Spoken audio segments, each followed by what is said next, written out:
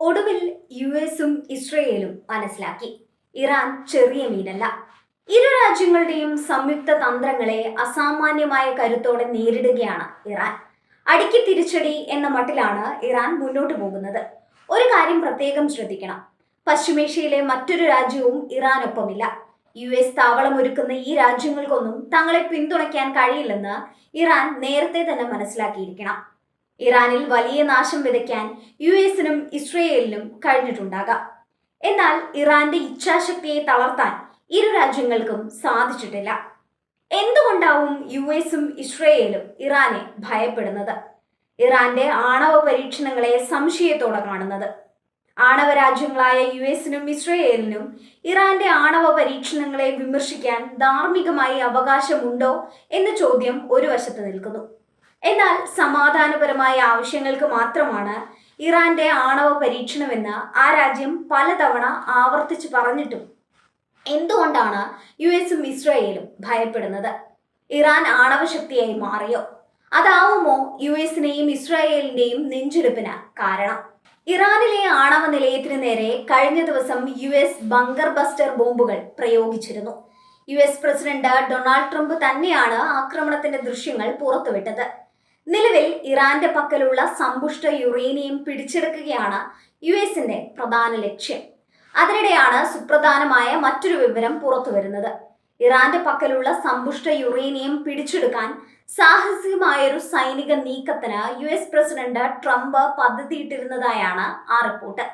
ഇറാന്റെ ഭൂഗർഭ അറകളിൽ ഒളിപ്പിച്ചിരിക്കുന്ന ആണവ വസ്തുക്കൾ കൈക്കലാക്കുകയാണ് യുഎസിന്റെ ലക്ഷ്യം.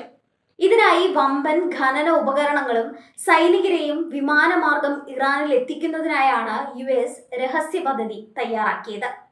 വാഷിംഗ്ടൺ പോസ്റ്റ് നിർണായകമായ ചില വിവരങ്ങൾ പുറത്തുവിട്ടിട്ടുണ്ട്. കഴിഞ്ഞ ആഴ്ചയാണ് പെന്റഗൺ ഈ പദ്ധതി ട്രംപിന് മുന്നിൽ അവതരിപ്പിച്ചത് എന്നാണ് വാഷിംഗ്ടൺ പോസ്റ്റിന്റെ റിപ്പോർട്ടിൽ പറയുന്നത്. ഇറാന്റെ കൈവശം ആണവായുധം നിർമ്മിക്കാൻ ആവശ്യമായതിന് തൊട്ടടുത്തുള്ള 60% സമ്പുഷ്ടീകരിച്ച യുറേനിയം ഉണ്ടെന്നാണ് യുഎസ് കരുതുന്നത്. ഇതിനെ പിടിച്ചെടുക്കുക യുഎസിന്റെ പ്രധാന ലക്ഷ്യമാണ്. ഇസ്ഫഹാനിലെ ആണവ കേന്ദ്രത്തിൽ 300 അടിയിലധികം താഴ്ചയുള്ള കോൺക്രീറ്റ് തുരങ്കങ്ങളിലാണ് യുറേനിയം സൂക്ഷിച്ചിരിക്കുന്നത് എന്നാണ് യുഎസിന്റെ നിഗമനം. ഇറാന് നേരെ നിരന്തരം ബങ്കർ ബസ്റ്റർ ബോംബുകൾ യുഎസ് പ്രയോഗിക്കുന്നതിന്റെ കാരണവും ഇതാണ്. ഇതിനാണ് പദ്ധതിയിൽ ഖനന യന്ത്രങ്ങൾ എത്തിക്കലും ഉൾപ്പെടുത്തിയിട്ടുള്ളത്. വളരെ സങ്കീർണമായ ഓപ്പറേഷനാണിതെന്നാണ് വിദഗ്ധരുടെ വിലയിരുത്തൽ. ശത്രുവിന്റെ മണ്ണിൽ ദിവസങ്ങളോളം നിന്നുകൊണ്ടേ ഈ പദ്ധതി നടപ്പാക്കാൻ കഴിയൂ. വലിയ റിസ്ക് ഉള്ള പ്രവൃത്തിയാണത്. ഇറാന്റെ യുറേനിയം ശേഖരത്തിന്റെ പകുതിയിലധികവും ഇസ്ഫഹാനിലെ കുന്നുകൾക്കടിയിലുള്ള അതീവ സുരക്ഷാ തുരങ്കങ്ങളിലാണ് സൂക്ഷിച്ചിരിക്കുന്നത് എന്നാണ് ആണവോർജ ഏജൻസിയുടെ നിഗമനം.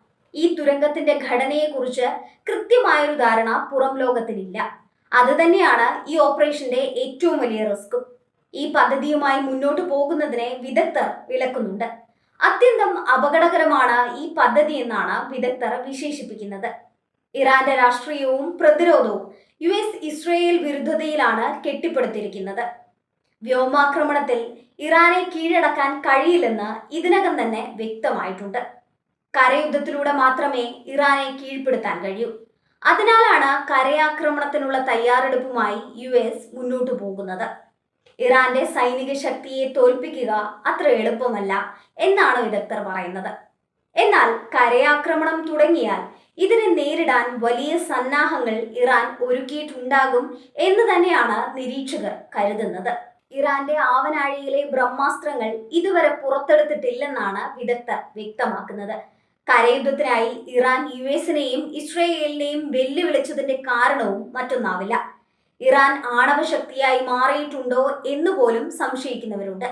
ഈ സംശയം ശരിയാണെങ്കിൽ കരയാക്രമണത്തിൽ അവസാന ആയുധമായി ഇറാൻ ഇത് പ്രയോഗിക്കാനും സാധ്യതയുണ്ട്.